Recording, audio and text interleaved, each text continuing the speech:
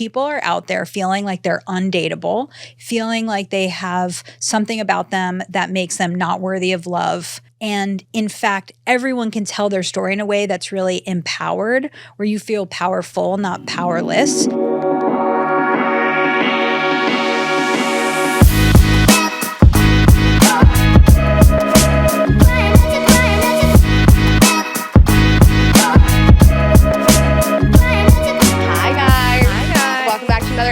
Of Girls Gotta Eat. That was all. I could not leave fast brought him up here. And he just, as soon as we did the hi guys, he was like, for that reason, I'm out. I really appreciate it though that he made a cameo. He's like, I've done my time. He looked so cute last week. He was really modeling. Aw. Yeah, okay. He's really living his best life on that couch. Big day today. We'll talk about it. What's happening today? I'm on my long nail journey. I can't believe you didn't text me at the place, leaving the place.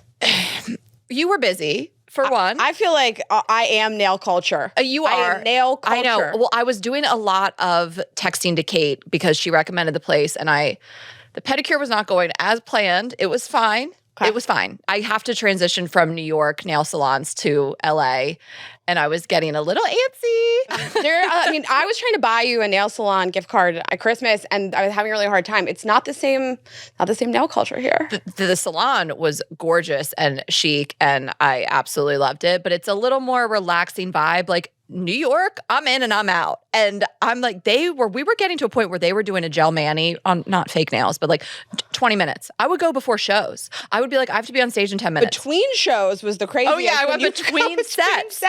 I can't relate. You know I'm always there for 90 minutes. But I was like, I kind of got to a point with my girl where I was like, let's see how quick we can do this today. I don't need a massage. I'm just like, get these nails.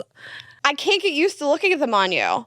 Well, don't get used to it. I knew you were going to hate it. I knew you were going to complain the whole time. So I gave you the whole rundown. I knew you were going to hate it. I knew you were going to hate every second of it. Well, we'll talk about it. Let's talk about our partners. Okay. Oh, we have such a good episode for you guys today. Thanks to HelloFresh for supporting Girls Gotta Eat. Go to HelloFresh.com/GGE50 and use the code GGE50 for 50% off plus free shipping. And thanks to Buffy for supporting Girls Gotta Eat. Buffy makes award-winning bedding that's soft on you and soft on the earth. For $20 off your Buffy order, visit buffy.co and enter the promo code GGE. Yes, and thanks to Base for supporting Girls Gotta Eat. Their luggage comes in multiple sizes and colors, and for shorter trips, the Weekender bag is super functional and even has a place to store your shoes separately. Get 15% off your first purchase at basetravel.com/GGE. And thanks to Babbel for supporting Girls Gotta Eat. You only need 10 minutes to complete a lesson, so you can start having real-life conversations in as little as 3 weeks. Right now, get up to 55% off your subscription when you go to babbel.com/GGE. I don't even know where to start. I haven't seen you in a really long time. I know. I haven't talked to you. I was trying to leave you alone yesterday. You really did leave me. That's the longest we've ever gone. It's the longest we've ever gone not talking. Shut up. Really? We didn't talk the whole day. And then this morning we didn't talk either. We were on like a lot of group chats, which is like usually like we don't talk to each other and we're just on group chats. I'm like, she's mad at me. So we haven't talked or seen each other in a really long time. I mean, at this point, I know your life and I knew you got in late Saturday night, right? Yeah. And then I knew you were going to be just kind of dead to the world on Sunday. Oh, no, I was the opposite of dead to the world. I woke up at 7 a.m. and started filling my car with stuff for the new house. When I have like a thing to do, like I'm just like, I got to do it. I made like 4 trips to the new house. Oh my God. Unpacked boxes. I spent 14 hours back and forth, unpacking stuff, getting ready for the movers to come tomorrow. Oh, I guess I should have checked in. No, I mean, I was really glad, honestly, because like I was just like head down, like I had to go to U-Haul, I had to go to CVS, Whole Foods, I had a million things. So I actually was glad no one really talked to me yesterday. I was like, do I still have friends? Yesterday, I woke up just not feeling like 100, had a hike on the books, and was like, I did the hike and it was incredible and I'm so glad I went. But you start setting up, and I set it up. I couldn't bail. We talk about this all the time. You can't bail on a plan you set up. You set up, yeah. So, but I did start. I kind of start to put it out there in the morning, like it's super windy.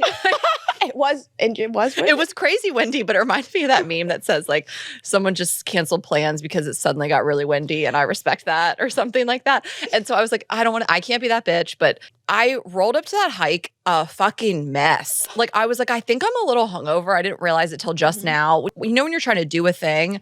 And so I get there crazy late. They were late too. Everything was fine. Everybody's always late. And then I was like, I'm starving. I didn't eat enough. So I had to go to this like fruit stand right at the entrance of the hike at Griffith Observatories. There's a cute little fruit stand. I get fruit, a giant thing. I'm like, how am I going to hold this and eat it? And these nails. And then Azul like lunges and I almost dropped the fruit. My nails dug into my palm. I was like, I'm injured. And then I had to like go to the bathroom with Azul in like a one stall. I shut the door on the leash. He's outside the stall. I'm in the stall. I was like a mess. I was like, am I hot? Am I cold? It's windy. I'm blowing around. I got these fucking nails. I'm trying to eat this mango with tahini all over it. I was like, I feel like a mess. And I like rolled up and Meryl and Ann were like, are you good? I was like, not really. Nothing feels better though than when you float the idea that it's like a little chilly and then everyone's like, she's trying to bail. And then everyone starts backing down and suddenly you don't have the plan. And then Meryl kept being like, can you pick me up? Can you pick me up? Like just to carpool because there's not a lot of parking. And I just didn't. I kept not answering because I was like, I don't want to. I just... I know I'm going to be running late and it's kind of out of my way. And so Anne calls me. She's like, Ashley, I feel like she could read me. She was like, do you want to push this back to noon? And do you want me to pick Meryl up? And I was like, you are... Anne's my favorite friend. I like her more than you, honestly. I love her. She is the most important person in my life. Anne gave me a Peloton bike. I love Anne. I would, listen, if my dad and Anne were hanging off the side of a building and I could only save one, I'd really have to think it through. For the record, she let you like borrow hers. She didn't buy you a Peloton bike. No, people she are just like, gave damn. it to me. But we were at dinner one night. She's like a newer friend for me, like a newer like solo hang. And I was talking about how I just like miss working out. And she's like, I have a Peloton I don't use. Do you want it? And I was like, what? And she had just watched Azul. And so we were like, she's the MVP. But I did take Meryl home. So I am a good friend. I couldn't do both. I couldn't do both carpools. I couldn't do drop off and pick up. I don't want to do carpool in LA with anybody. It's out of the way. You asked me to take you to like down the street to get your car. I was like, do I have to? Anyway, okay, so tomorrow's your move day. Like as of we record, so by the time this comes out, you will be like have moved in. Yeah, I've been really like going through it. I feel like I'm gonna really pat myself on the back. I haven't really complained a lot through this. You know, I've been like Friday during the move. You've been emo as fuck. I've been crying a lot, but I've not been complaining. I'm not sending like I'm gonna fucking burn this place to the ground text until I was on the phone with Verizon. But other than that, Verizon. Nothing will make I gotta you call light a them building today, on fire. and it's Godspeed. I got a text from them that was like, "This is gonna need a phone call about a bill," and I couldn't deal with it over the weekend. I was like, I can't ruin my weekend. I will task rabbit the next phone call I have to make to Verizon. I will never do it again. But yeah, I've been crying a lot. I flew back to New York to move out of my place, and we moved out of our studio, and I flew back to do that, and I just realized that like living here has been just like an extended vacation, and I haven't really processed that I'm like not a New Yorker anymore. And I think I've just like resigned to be a New Yorker forever. I'm a New Yorker. And I hadn't really left New York. And it's the only place I've lived in my adult life. I know nothing else. Like, I guess I was a little more cavalier about it than I thought I was going to feel. Like, I was just like, it's going to be great. And then like, as we were packing up, I was like, all the memories I have in this place, like it's over. And this place gave me so much, and New York gave me so much. And who am I if I'm not a New Yorker? And like, you tell people that you're from New York, and everybody has a million questions. You tell people you're from LA, people don't have as many questions. Well, they're like, oh, you're not. Whatever. Yeah. People aren't just like, you don't instantly become the coolest person in the room the way you do when you're a New Yorker. Yeah, if you can make it there, you can make it anywhere. Quite honestly. Those streets will make you feel brand new. Original taglines, Ashley Hustletime. I wrote that. Trademark it. So yes, it was very emotional for me, and I cried a lot, and I like went back to the apartment, sat on the floor, and like thanked the apartment. It was very LA. And I didn't know it was sound bath. I do that in LA. I listen to sound baths. I didn't know it was going to hit me so hard. I didn't expect it. And then I was in a hotel after I moved out, and I was just like, I can't believe I don't live here anymore. My entire identity is tied to being I know. I mean, I kept thinking about that too. Like, it's different for you. I mean, I always say, like, I had two full-blown different adult lives. I had Atlanta Ashley and New York Ashley, and now there's LA Ashley. I rarely use third person. I don't know what I'm doing right now saying that, but it was different, and I was so ready to get out of Atlanta. So it's like I didn't have that such sadness because I didn't feel like it defined me. You know, like I wasn't like, I am Atlanta. Well, I've been wondering how you felt about leaving Atlanta. It was tough, and I had a tough breakup. I mean, there were so many tears, but like I was so ready to go, and didn't feel like that defined me, like the way that New York is like defined you. Like you've lived your whole adult life there. You love that apartment so much. It was such a huge deal in 2019 when you and I got to live in those apartments. Like it just, I've talked about this before. You're like, I made it. I can't believe I made it in the hardest city in the world. Like it is my badge of honor. I'm sure you feel the same way. Like we really fucking did it. It's so hard. We made it. We performed for a sold out crowd at the Beacon. Like we really did it and had the best time. And it's the best city in the world, truly. And I'm so happy to be here. But it is really emotional to leave there, but it's like, we'll always be there. It really will. I know that people say that, but it's like, it's so still a part of your life and my life. And I'm just like, don't watch like Sex and the City for a minute. I literally was like trying to actively avoid the episode where she left and moved away, and everyone's like, Miranda's all pissed at her.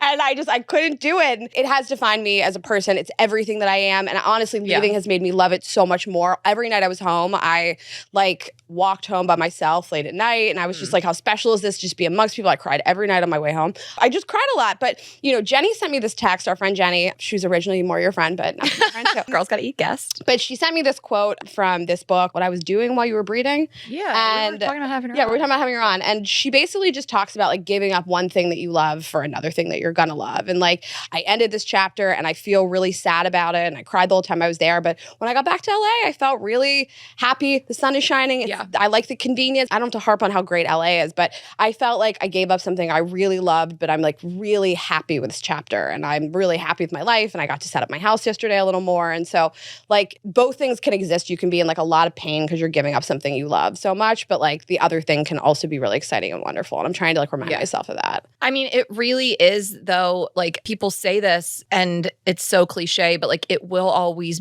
be there and we can do whatever the fuck we want. Because we're single, you know, and not that we're going to plan on being single forever. And like, hopefully we'll meet somebody that's live, can complement ours, and we can still do whatever the fuck we want. I'm not trying to like compromise doing what I want. But, you know, I realize relationships have that in them. But you can go, like, you can be bi-coastal. Like, you can do whatever you want. There's nothing holding you back. You have the resources, you have the money, you know. So I always think about that. Like, I could see a world in which just because I am closer to Delaware, that I am back in New York, I don't feel like this is it for me being here full time. I'm so happy about the next year. Maybe the year after. I just don't know. But like, I'm not done with New York by any stretch. I don't think that you are either. And this is just another chapter. Like, it's so funny because people were always like, did you miss Atlanta? And I was like, not for a second. And that's not shade to Atlanta. I love Atlanta. It was just like time for me to go and be with like my people, you know? I was really thinking about you a lot because I just was wondering, like, did you have such a visceral reaction to leaving like I did? I just think I stayed too long. I was going to move before I met this guy, and that kind of kept me there longer. Like, I was so beyond ready to leave and start my new life. And even when I got to New York, I was like, God, I wish I would have done this earlier. So you know how much I love that city. I have all the love in the world for it. It just wasn't like me at my core. And so no, I never once. And my family's not there like either. Right. I didn't have some like roots there as much, but moving's fucking crazy. Like, I was with Alyssa Amoroso, Publicity. We love her. We've both been on her podcast, Tea with Publicity. And she was like, it's so weird because I moved here. She did the same thing as us, did the trial run, Airbnb, then was like within weeks was like, this is it, found a place. She's permanent now. And she was like, it hits you later that you fucking moved here all the way across the country and you live here. It's crazy. I was like, it is crazy. Yeah, until I wrote that check to the moving company, I was like pretty okay. But yeah, I really was thinking about you and wondering, and I did not expect to have this much of an emotional reaction, but I'm glad to be here and I feel like our lives are good, and it's really hard, but like you can't stay in a place for other people. Like I was thinking, like, I don't have friends like Emily and Jeremy anywhere else in the world except for you. Like, they're my people in the world. Like, they're my family the way you're my family. I don't necessarily have that as much here, but you can't stay places for one or two people. That's crazy too. Totally. And it's weird because it's like my other best friend is here, you know, so it immediately felt like home too. So I don't know. I just was thinking about you all weekend because it was like a beautiful weekend with all these fun plans. And I was like, I still know this is like where you're supposed to be now. Yeah. So I'm really happy. I'm excited. Thank you guys for being along on the journey. Everybody sent me such nice messages being like, you're going to be okay. It's okay. It's emotional. But tomorrow the movers come and put me into the new place fully. And I'm excited and it's beautiful. And I live in a house for the first time in my entire life since I left my mom's house since college. Yeah. What are you laughing about? I just don't know if this house life is for me. I can't. I mean, I love it, but it's like nothing's perfect. Like everything is drawbacks. Like I was like, I never am going to live in an apartment again. I'm never going back to a small apartment. I'm like, there are some conveniences that are real nice. Like just the sheer amount of like boxes I've had to like drag out to the street, you know, like little stuff like the that. trash, the doorman, the flat tire, the cars. Yeah. Like, yeah. I feel such packages. Packages are a nightmare. Also, I am going to put this out into the world. I'm going to manifest that this is not going to happen. Tessa met my neighbor and she said he's hot and he's Israeli and I am not sleeping with him. I will not do it. I will not create another situation in this world where I have fucked my neighbor. Shut up. Yes, you will. Yes, you will. Maybe not right away. You are absolutely fucking him. Shut up. He doesn't live above you, right? He's next door. It's different. It's not that different. I used to fuck my next door neighbor in Atlanta. Actually, I didn't fuck him. He was a born-again virgin, but he, you know, came on my back once, but it was a little weird for a minute. But you will fuck him. So I was like, Tessa, is he hot? And how did Tessa see him? So she was picking up packages for me at my apartment. Don't worry, I bought her a tank of gas. And the owners of the house had said, can you come get the keys today? And I said, I can't. I can only come Sunday, Monday. And they said, well, we can't get them to you today. So it's a block from Airbnb. So she stopped over and got the keys and she met the neighbor. Let me just pull up how you wrote it because I've been meaning to discuss this with you, Tessa. Tessa looks fly as hell today. Look at her. Tessa looks great. Tessa's going to the iHeartRadio Music Awards. We weren't invited. Tessa's going. No one invited us. How does that work? Tessa, you look great. I love these earrings. Yeah. So I had asked Tessa like a series of questions. She was at the house. She met the owner, and I don't know what they're like. They're like artsy. There's like a whole art installation in my house. And then she was saying your neighbor's hot. So I said, and he's Israeli. How old is he? Oh my God, such tea. And I said, this is great. How's the owner? So she sent me like a series of texts, but back to back, she wrote, I would say late 20s, early 30s. He seems sweet, artsy, older guy. And I was like, late 20s. Early 30s. Tessa! This bitch. And it took me older guy? I'm sorry. I'm just processing it. Older guy. I will explain what happened here because I'm reading this just going late 20s, early 30s, seems sweet, and artsy kind of older guy. I was like, fired. This bitch just told me that I am a million years old. She was responding to two separate things. Okay. She meant that he was in his 20s and that the owner was older. Tessa, I read this so many times. It's funny though, because I've said this before when I was in my like young 20s, like whatever, 21, 22, I was like a 30-year-old? Ew. Gross. Like to date. Like, because I had friends that would be into guys in their 30s and I'd be like, disgusting. I know. Like, how do you do that? That's what? Sick. 30? He's a grandpa. Me too. My friends, like, my best friend is engaged now to somebody, I think he's 10 years older than her. I remember they started dating and I was like, how do you do that? Yeah. He's so much. And I remember he was like 32 at the time, I think, when she started telling me about him. That was like the oldest man I could ever think of. All right, let's take a quick break and then we'll get back into it. I'll tell you guys how I'm feeling about my nail journey. I am going to tell you about Base. So we're obsessed with these bags. We've said it before that we will literally see other people in the airport with their Base bags or their luggage or the weekender bag and just kind of give them like a, fist bump because we're all part of this community. We really love it. Base is an overpacker's dream, which we can relate to. It can really be hard to fit everything in, especially when it comes to luggage. So with these bags, there's room for everything. We love the weekender so much and the pocket along the bottom. I'm telling you that like that bag, it's truly magic. You're like, how can this fit all in here? It really does. Like that weekender bag, the shoe compartment along the bottom that zips up. Because some people aren't like this. I am a little crazy about my shoes touching my clothes. Like I will put them in a plastic bag. I'll put them in bags that come with the luggage. So this is like so perfect. I actually never thought about it until you mentioned it. And then I was like, my hairbrush is literally in a bag touching my shoes. Yeah. The thing I put on my head next to my mouth. I'm not a psycho and I'm not even like a shoes off household. I kind of am now for the first couple weeks when I got this new rug. But I just really don't like my bottom of my shoes touching stuff that's going on my body. So we love our Base pieces and we have an offer for you. Go to basetravel.com/GGE for 15% off your first purchase. So they've really thought of everything when it comes to luggage. 360-degree gliding wheels, cushion handles, built-in weight indicator, which is awesome. The washable bags for your dirty clothes or your dirty shoes, and all the interior pockets you need to keep organized. Multiple sizes and colors. I was talking about the pink a couple weeks ago. And again, the weekender bag is so functional. Everything looks amazing. And they have stuff for dogs. Azul has his little leash/wristlet that I walk him with. And we're obsessed with this luggage. They have a good bag for work. I've gotten like guy friends and even my brother to buy this for their wives, girlfriends. Everybody is on board with it. And you can have a cute set and you're just going to look super stylish with the most functional bags that we can even think about. There's dop kits, there's accessories, again, all the things. So check it out. Right now, Base is offering our listeners 15% off your first purchase by visiting basetravel.com/GGE.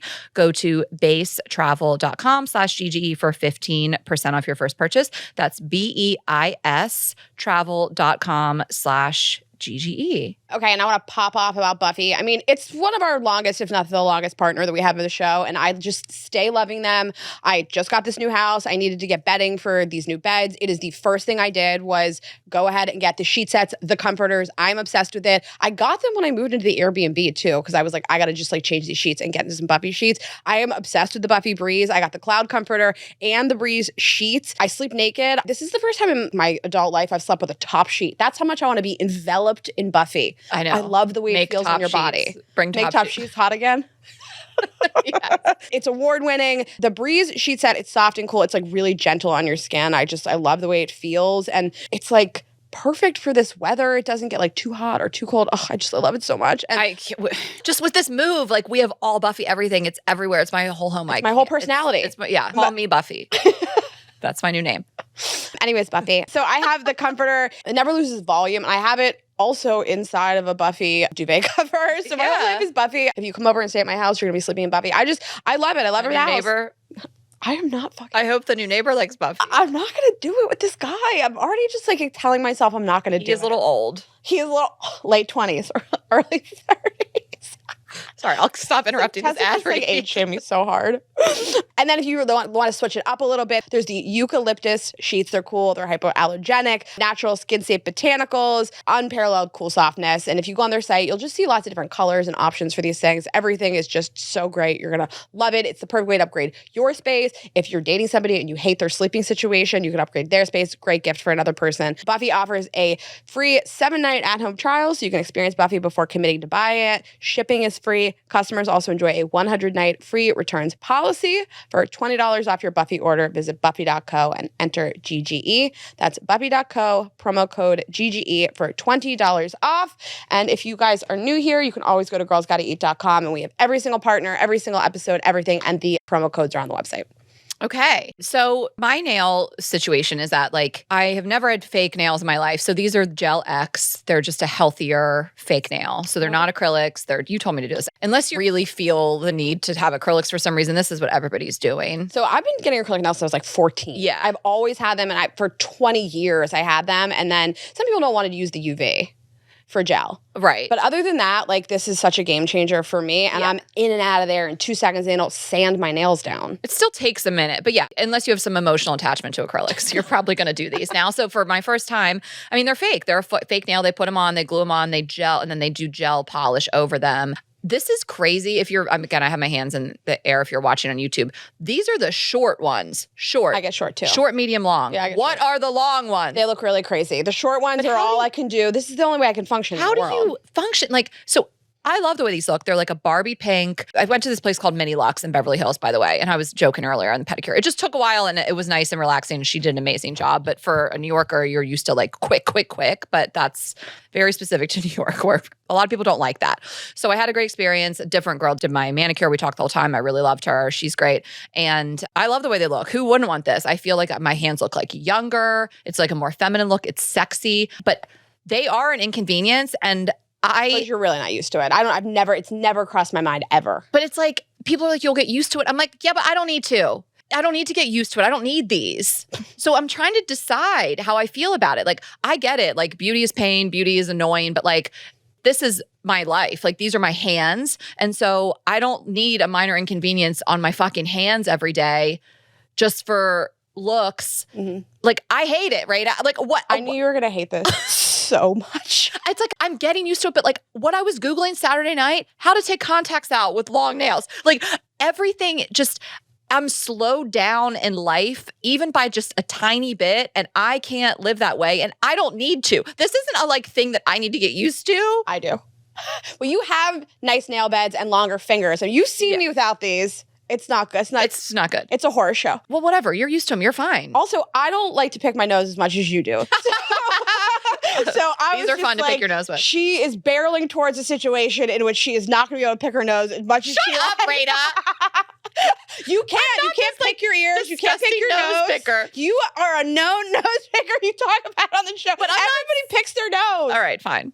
I'm not sitting around like digging up in there, oh, Azul. I do like when one pops off sometimes because I can't pick my nose that day. Okay, everybody picks their nose.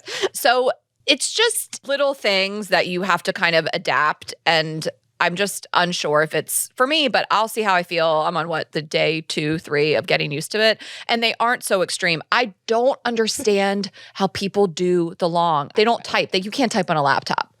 You use the pads of your fingers, but I don't know. I don't know anybody that gets nails longer than this. Well, Do you? you look at like the yes. I mean, I feel like celebrities and the Kardashians, they look insane. The Kardashians have 17 people to do everything. Yeah, they hire people to pick their noses. Yeah, they have other people picking their noses for them. I mean, I don't know. There's stuff under them, just like they look lint. Like there's lint under them. You got to keep them clean. Like I love the way that they look, but I don't know if this life is for me. And I did this because I just couldn't keep my nails long anymore. Like I want them painted. We do shows. My hands are everywhere when we record, and so I want to always do gel. And I think about what my nails look like post quarantine. They were long and they were gorgeous. Mm-hmm. Like my mom has long, strong nails. Like my natural nail is longer and stronger, but I can't keep them long. They break. Then I'm upset. So I was like, let me just try this fake nail journey. I knew you were gonna hate it. But I need to weigh how much I love the way they look. So are you mesmerized by your nails? Do you just love talking with them? And talking with I feel like you're talking more with your hands than you used to. Well, I'm doing right now. But maybe I'm not. I always maybe I also don't. But I don't notice it as much maybe.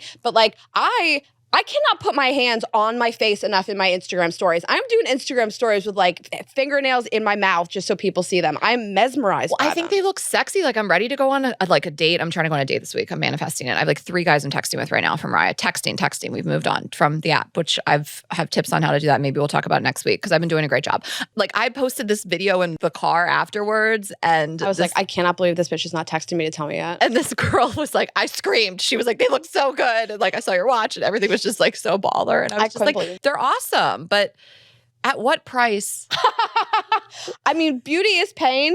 But pain to me, shoot me up with a bunch of needles and then I'm in and out. This is day-to-day inconvenience. I mean, that's why I don't get permanent hair extensions. Because we were talking to our friend's wife about this and she was I get new ones sewn in every 3 weeks. It takes maybe an hour and a half. It's, you get used to it, but it hurts your head. And I was just because she looks so good. So I was just tell me what you do. When she told me the process, how often, how much expensive that must be, I was absolutely not. Yeah, and I think maybe I'll get used to these and I'll want to do them. I think just a tiny bit shorter would be great, but I don't know. I need someone to go with me. I was there for 2.5 hours, and I told you it takes a long time. 2.5 hours. I got the pedicure. Oh, okay. Yeah. It really forces you to talk to people, which I hate because you are there a long time. Well, I like to go with a friend. Kate had went a few days earlier. I was never do this again, Kate. This, I can't believe you did this to me. We're going together from here on out. But I actually really enjoyed talking to the girl who did them. And I know her whole life story. I know about her boyfriend. I know where she's from. I know what he does for work. I know about their families. I really am glad I got someone that wanted to chat too. That's fun. It is. I mean, I made a new friend it's in Pinky's in Dogtown between Santa Monica and Venice. I'm obsessed. But I made a new friend there and I just spent 2 hours talking to her and everything in the salon. That's how you make new friends in LA. Yeah. You just go get your nails done. I can't stop staring at it. I can't believe you did it. I knew you were going to hate it, but you would have really hated acrylics. I would have had to hear about this for weeks. No, they weren't even on my radar once you told me they sand your nails down, which you would have hated. And then I'll just kind of say, I have been talking to a few different people that I met on Raya. But one thing that I found interesting that I want to know what you think. Someone asked me my height. I was shocked. But I'm not insulted by it because I think that every woman on earth is God know how tall he is. God know. So why shouldn't men get to ask? It's not like he asked you how much you weigh. I wasn't insulted, but Jared, I had texted you and Jared Freed. I always say Jared, everybody knows who he is. Most of you do. But anyway, Jared Freed, great friend of ours, been on the podcast. He has a couple podcasts as well. And he was guys are really getting ahead of it. But I think this guy, I don't know, he has a more timid energy. I've been enjoying talking to him, but he seems a little shyer, and I feel he's probably run into things where women thought he was taller and they were disappointed. He's 5'10". Oh, you think he's asking because I'm not going to read his whole conversation. No, he's absolutely asking because he's not taller. Wait, I kind of love that. He I think could tell I was tall from my photos. Yeah. And then he was like, how tall are you? And I was like, I've never been asked that before. I mean, I told him. And then he was like, I'm assuming you like guys that are like a lot taller. And I was like, no, I mean, I don't know. And he said like, I'm 5'10". Which means he's 5'9". No, he said I'm an honest 5'10". Okay. And I was like, right. Because most guys that say 6 feet are 5'10", right? Most guys that say 5'10", 5'9" are 5'9" or 5'8". But I don't know. It was kind of cute. I don't want someone that's insecure though. You know, like I don't like leading with like, I'm sorry, I'm not taller. Yeah, I mean, I guess it's just like, you know, we can all acknowledge that like looks do matter at some point on an app when you have a split second to judge somebody. And if the guy's just like, I'm not the tallest, and if she's really tall, maybe she doesn't like a guy. I mean, we have 1 second to make these decisions. So I don't hate it. It's not my favorite thing in the world, but like I could even see a guy who's like 6'6" saying to me, like, how tall are you? Because he doesn't want to look like he's walking to a restaurant with his daughter. You know, like I am significantly shorter than the average person. I'm 5 feet tall. So like I could see somebody be like, just, you know, heads up, but how tall are you? And I would be okay with it. Yeah. To me, it came off a little insecure with the follow-ups. I'm not going to read the whole conversation, but I didn't mind it. I clearly was not offended by it. Sure, I'll tell you how tall I am. People want to know this stuff. Also, who cares? But he obviously cares, and it makes me just think that he's run into it before, where maybe someone felt disappointed upon meeting him or something like that. But we're still in touch. I just thought it was so funny, like all these years being out on these streets, being on the apps, all this stuff. No one's ever asked me how tall I am, and I was just like, I think it's so funny. Shocking. I've never heard anybody do it. I mean, you think people would ask me, but I'm not on dating apps. So. And I'm like, I just want you to be my height at least. Yeah. Like, I don't know. So, and then I was saying this other guy, he's like very, very tall, like real tall. And I was like, if I end up with like a huge dude, I will enter my stiletto era. When you said the optics on this are great. Like, catch me in all LaRue Day 6-inch platforms. If I'm with a dude that's like 6'7", I'm going off. My life is going to change. And I'm not saying that I don't wear shoes. I feel like that will empower me. Man. I mean, like when I was with Rob and Allison, because you were like marrying Bobby and Izzy, so I like went to Bobby and Izzy's wedding like with Rob and Allison. Allison wore heels. Rob's what, 6'5"? Yeah, 6'5". She was wearing heels. I looked like I was their toddler with them. She's eye to eye with him. Yes. Same with Steph. If Steph wears a heel, she's eye to eye with Matt. Like, I don't really want to walk the streets 6'3".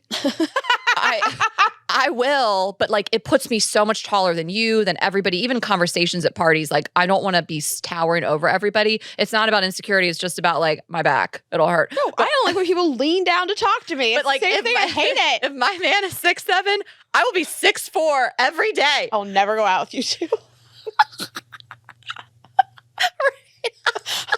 Catch me at the end of that relationship. I will never see you again. Every time we hang out, I will get there early. Well, I always get there early, but I will always be preceded so I don't have to stand up next to you. Okay, you need to catch up on something that you teased last week.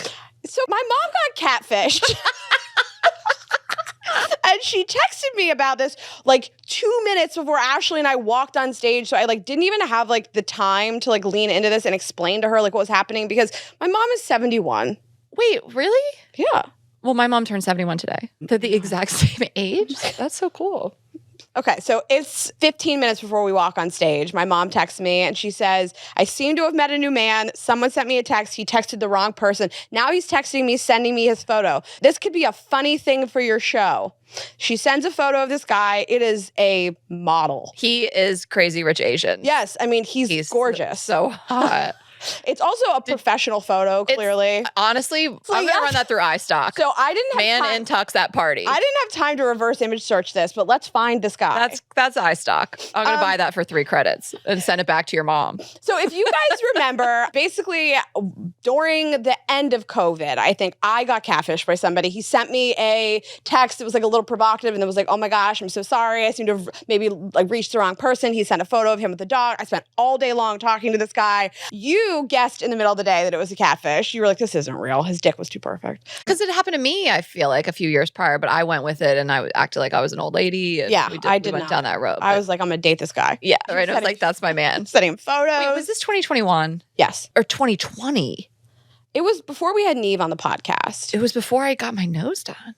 All I'm saying is like different time. You Yeah, I had coming out of nothing else to do. COVID. Yeah. I was doing nothing else. horny. Yeah. Yes. I mean, I was just hanging out all day long. We're sexting by the end of the day. I know. And then he got like a little crazy. And since then, we had Neve on the podcast, Neve Schulman of the show Catfish. And I read this to him and he was like, there's like 100 tells in this that this is not real. So now we're catfish experts and we read it on the podcast. Turned out the guy who was catfishing me, the girlfriend of that guy, the real person in the photos reached out to us. It was crazy. But so Ashley and I are like very adept at like reading all the tells. So my mom's like, seriously, I'm 71. First thing I said to her, I'm about to walk on stage. I'm like, I got to just deal with this right now. I said, this is a catfish. Do not engage.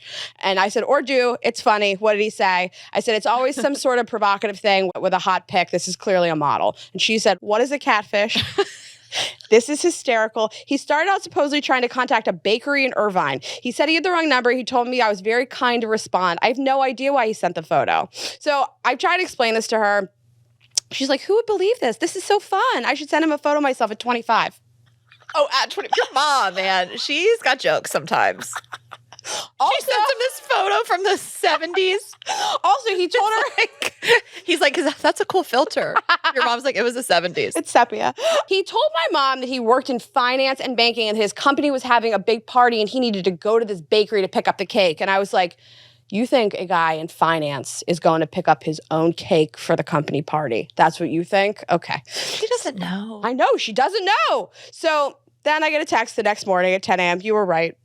Oh my God. He is still texting me. I don't know why. I keep marking it as junk. He still keeps getting through. I said, I know this trick, blah, blah, blah. So I'm just explaining this to her. So she says to me, I want to block him, but I don't know how. So I explained to my mom how to block him. And then she's like, I said to him, my daughter says you're a catfish. And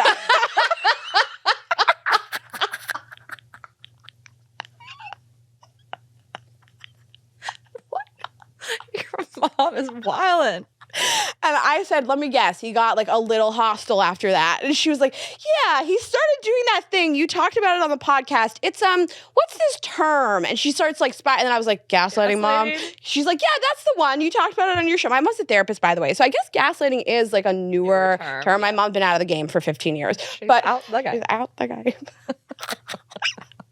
It's just so funny because I like guessed every single step of this. And like, as soon as she called him a catfish, she said he was like spiraling. And I was like, Mom, why would this man be actively keeping on trying to talk to you? Look at this man. Right. That just was trying to contact a bakery. Like, yeah, like people would be like, oh, sorry, wrong number. Like, that goes without saying. But it's just like, if you actually think about it. Yeah, honestly, I haven't even asked her, but honest to God, I will bet $1 million she told him the name of the podcast and who I am.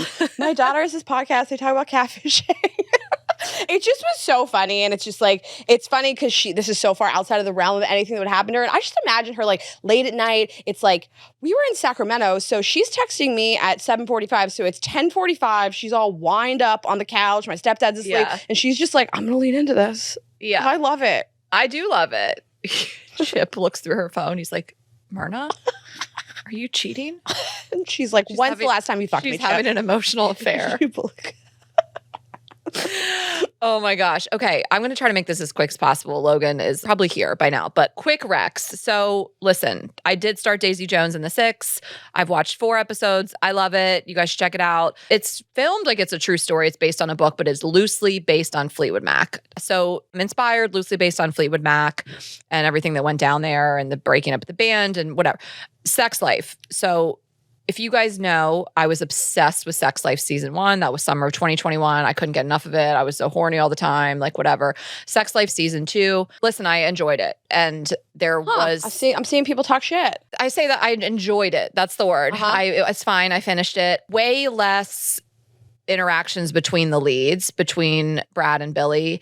But there's still a lot of sex. There's a whole nother storyline with her best friend. Anushka had this great take. She said that she was like, I feel like they thought that people watched it for the sex. And so they were like, we'll give them sex. We have all these other people. Like Billy has a new love interest and there's her best friend. There's still sex. There's still hot sex. But we loved it because of the connection between the two leads. Right. Like, I don't care if they even have sex. I just want them to be in the same room. Like, we're watching because we're obsessed with them. Oh, is that why people didn't like it? And so there was just so much less of it. I mean, I needed 80% more Brad. You know, like it just... I'm not going to spoil the whole thing, but just don't listen if you want to watch, right? So I'm going to give a light spoiler alert. Rayna doesn't watch the show, which I just can't wrap my head around, but I don't watch Vanderpump, so it's fine. But it has a happy ending. I would have written that ending a million different fucking ways. Okay. Like they end it with Brad and Billy being together, this beach wedding. There had just been a wedding. I have whiplash from weddings.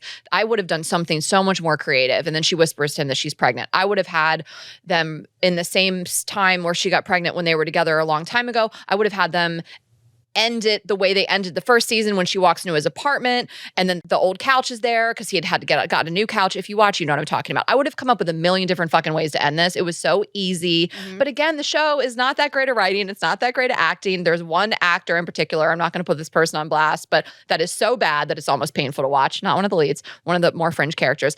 It's what it is. And it was fine. And I enjoyed it enough. I kept watching it, but I was not as enthralled nearly as I was in the first season. And I just wanted more of the two leads. And then someone said, well, maybe they didn't put them together as much having sex because they're a real life couple and maybe they wanted to protect their relationship more. I don't know how much truth there is to that. Well, I was surprised because the trailer that's running on Netflix for it, the main character's not in it. So yeah, it's like, Which I just thought maybe they changed the storyline. I mean, they basically, there's a whole nother storyline, which I do also really like. Her best friend, Sasha, and this other guy. And then she is a new love interest, this like restaurant guy, like whatever. But it's like, I'm dying for them to be on screen together. And it was not nearly enough. And that's why people love the show.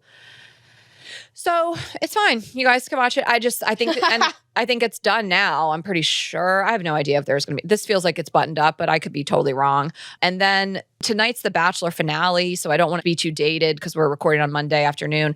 I hated what happened last week with this whole sex thing. We couldn't talk enough about it. I hated it. I hate that he like had to kind of relieve his own guilty conscience by telling everyone that he had sex with this girl and airing her business all over TV and to the other girls. And I really didn't like any of it. It very wrapped up in like Catholic guilt, which he had said, and the weirdness about the sex. And it's like, if you can't think about sex in a healthy way, don't go on this show. And I understand the boundaries, but bottom line is I just didn't like it that he had to like blast what they had done to relieve himself of his own guilt. Yeah, I mean, it was hard to watch, and I know this is what makes great television. I mean, you could never manufacture the level of drama that came from the last two season finales. So, like, I don't know how much the producers play into, like, you got to talk about this, because it felt, like, mean-spirited almost, that he, like, told her he didn't want to have sex, and then two adults made a consenting decision. Now he's crying on national television because you had sex with him, and he's so upset and destroyed. And if I'm this person, and I'm like, I thought we had a nice night together, and now you're, like, slut-shaming me almost. I mean, it feels so bad to watch this. Right. And of course, people are taking the take of like, well, he told her he didn't want to have sex and she pressured him into it. It's like, you don't know what went down in that room. So let's just know that we don't know what went on behind closed doors. And that's not good either. If that's what happened, if she was like, oh, I'll get him, I'll lock him in. But regardless, they shared that. And then he felt the need to tell everyone about it to relieve himself of his own guilt. And that's the thing that I hated the most. And so there's that. We'll see what happens tonight. Actually, I already know who wins. Tessa told me, she gave me the spoiler, but whatever. You guys know we've talked about Zach. We met him, so I just kind of like to follow up on our feelings about it. Imagine you fucked him. I mean, he DM'd me at 2 a.m. What was he trying to do? Maybe he was trying to not fuck. Maybe he was like, I know she'll be asleep. I've been thinking about this, because he has this like weird Catholic guilt about sex. So like maybe he was just like, I know this is too late for her to come over. I know, but what else would have been the point? Because like then you can still form like a we'll make out with each other relationship. He tried to see you in Austin when we were there, and then you bailed on seeing him. I was wondering like if he actually waited until like super late at night because it was like then the moment had passed. I wonder. I'm wondering about this. Hindsight is 2020. I definitely should have tried to fuck him so I could tell you guys. So you could slut shame him on this podcast. Okay. Succession season 4 started last night. I have not watched it yet, but it is one of my favorite shows of all time. And people are saying, so I read this think piece about it, and basically Logan Roy, it's based on the Murdochs, if you know who that family is. And Murdoch, not Murdog, which is murder family. Murdoch. So Logan Roy owns the company, and then his kids are now in LA, and like they're trapped in LA. And people are saying it's a metaphor for purgatory, being trapped in LA. Well, did you see this Overheard LA posted Succession characters as if they lived in LA? I loved it. It was so funny because it said Cousin Greg walks around the Grove and says, this is just like Europe. And the first time I went to the Grove, I said, it's like Europe and I hate myself. And then it also said he goes to horses, expects to ride one. And horses commented. Did you see it? No. So it says he goes to Horses, Oh my God. which is No, this I read that, incredible yeah. restaurant Rayna and I have been. We always go with Kate and Jay. They're like celebs there. And it says goes to Horses and expects to ride one. And Horses commented under it, giddy up. Really? And this is on Overheard. Nothing LA. made me feel like I'm actually starting to like understand LA, like understanding that whole post. I understood was like, everything about it. Okay, last thing, guys, you're gonna be upset, but Love is Blind is out and Rayna hasn't watched it, so we're not gonna really get into it. She hasn't had time. Yeah, we'll do a whole YouTube recap. That was the best thing We ever will done stay YouTube. on Love is Blind. I watched the first chunk, so the first 5. They gave you 5. Shit. I like it. If you've watched it, if you know, you know. These 2 girls are mean girls. They're really nasty. Their true colors really come out. I feel like people want me to really pop off on this. I like to remember that these are humans too, and they could hear this. And yeah, it's brutal to watch. They're like Wow. maddening. They're really nasty, and one more than the other, but they're both just like, they really have teamed up into like this type of girl that we haven't seen on the show, quite honestly. They make Zaynab look like a fucking dream. Like, Well, it's fascinating because like all these girls have like such wonderful friendships after the show. Like that's one of the nicest things to see about Love is Blind. All these girls walk away like best friends normally. yeah, so there are 2 like mean girls on the show. I'm sure they're gonna watch and reflect after the fact and be like, wow, I was the worst. But who knows? Yeah, it can be tough to watch at times because you're like, you're just really mean. Mhm. And then you're mean to the guy you end up with. Like, but whatever. I have one couple that I'm the most obsessed with. They're like my Lauren and Cameron. If you're watching it, you probably know who I'm talking about. And I really like it. I always love We're it. obsessed with Every season is a win. It's the best show. It can't get old. The way that it's structured is like you're always going to be on the edge of your seat. And we'll continue to dive into it. You're going to watch it this week, probably. As soon as humanly possible. Literally. All I have to do is move out of a place, move into a place, and then we have to go on tour. We have to do some shows, and then also Rob's going to be here. We have a lot of stuff to do. So. Yeah. But anyways, without further ado, we'll do one quick thank you of our partners, and then we will welcome Logan to the show. Okay, Babbel. So let's start thinking ahead. If you have an upcoming summer trip abroad, your go-to travel hack should be Babbel. So whether you're a seasoned traveler or you're going on your first trip, communicating is key. Language barriers and not being able to understand languages places really gives me a lot of anxiety. So I have used Babbel. I have a little more Spanish under my belt, which is just nice if you're going to a Spanish-speaking country, but they have so many different languages as well. So they are the language learning app that sold more than 10 million subscriptions and really fun and easy. Like if you think about learning a language when you were in high school or college and you were like, it was so difficult and this is just different and it's honestly going to make it fun for you. So you need only 10 minutes to complete a lesson. You can start having real life conversations in as little as 3 weeks. I think that's really encouraging. You're like, oh my God, in less than a month, I could be talking to, Absolutely. you know, like I'm thinking about the girl who did my nails was from Mexico. And I was like, what if I could just be like talking to her in Spanish? That would be so awesome. Also, I feel like most times when you're like planning a trip to go away, like you're going in a month. You know, so like Right. you want to like hop on this quick and learn. Yeah, quick. totally. So Babbel lessons are created by over 150 language experts, not AI, which AI is everything these days, but these are voiced by real native speakers, not computers. Teaching methods have been scientifically proven to be effective, and you can choose from 14 different languages. So you want Spanish, French, German, whatever you guys are into. It's going to be great. Again, really easy. There's a 20-day money-back guarantee, so you can get in there, and if it doesn't work for you, you can hit them up for that. But we think you're going to love it, and you can start your new language learning journey today with Babbel. Right now, get up to 55% off your subscription when you go to babbel.com/GGE. That's babbel.com/GGE for up to 55% off your subscription. Babbel, language for life.